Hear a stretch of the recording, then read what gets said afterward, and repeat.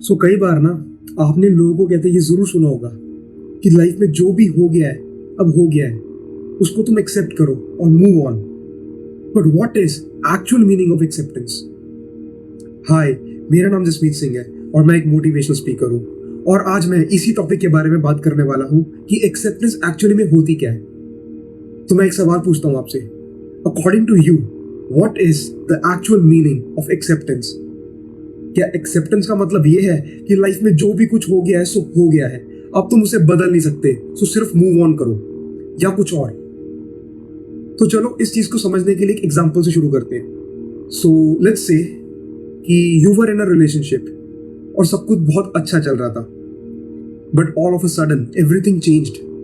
So you started fighting and then one thing led to another and eventually you broke up. So अब you need to accept it, you need to accept the situation.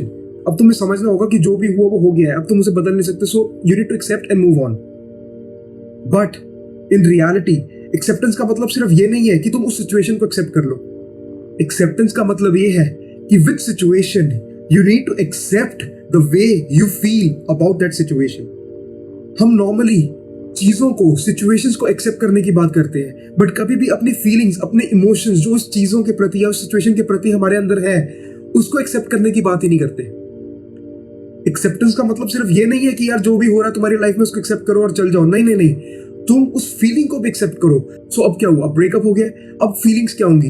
तुम sad हो जाओगे, तुम एक pen महसूस होगा। और हम क्या करते हैं नॉर्मली, हम कहते हैं कि यार जो हो गया सिचुएशन में एक्सेप्ट कर लिया, हम कभी उस पेन की तरफ ध्यान ही नहीं देते। जो हम फील कर रहे हैं क्या हम उसकी तरफ ध्यान दे रहे हैं? ये बात हमें समझनी होगी कि हमें चीजों के साथ अपने पेन को भी एक्सेप्ट करना सीखना होगा। हम ज्यादातर क्या करते हैं, हम क्वेश्चन करना शुरू कर देते हैं कि यार मुझे ऐसा फील क्यों हो रहा है।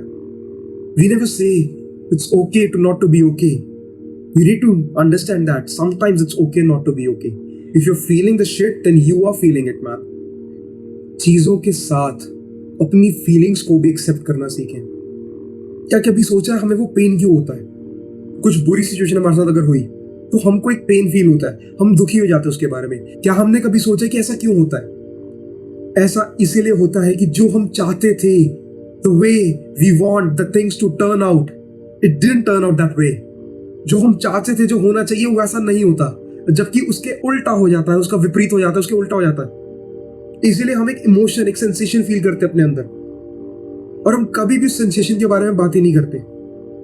इसीलिए हम मूव ऑन नहीं कर पाते चीजों से।